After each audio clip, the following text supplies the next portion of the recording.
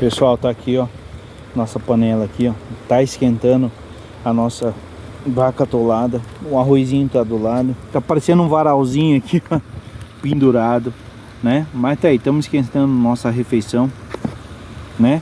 Aqui, ó, os parceiros que vieram antes, não sei quem foi, mas deixou um giralzinho aqui.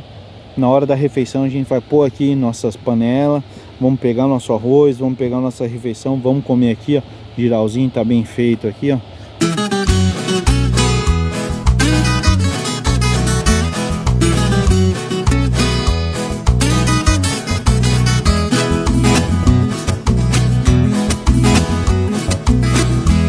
Galo canta no bueiro e eu canto nesse lugar.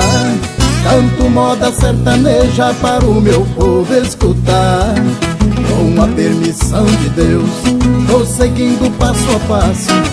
Eu continuo estralando, mas a comida já tá pronta. Olha lá.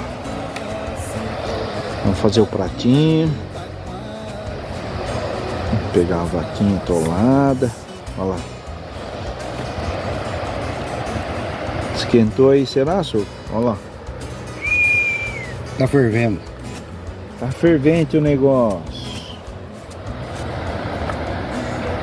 Vamos pegar o arrozinho agora, né? Pegar o arrozinho, olha lá. O arrozinho ficou meio papa, né? Mas não tem problema. O que importa é encher a barriga. Olha lá. Com Deus aqui vou cantando, tô cumprindo meu destino. Que sobra. Tá gostoso, né? Que bom que tá gostoso. Espera aí que tem mais gente pra comer, Pimenta. Faltou só a pimentinha. No ponteio da viola, na voz vem a melodia. Vai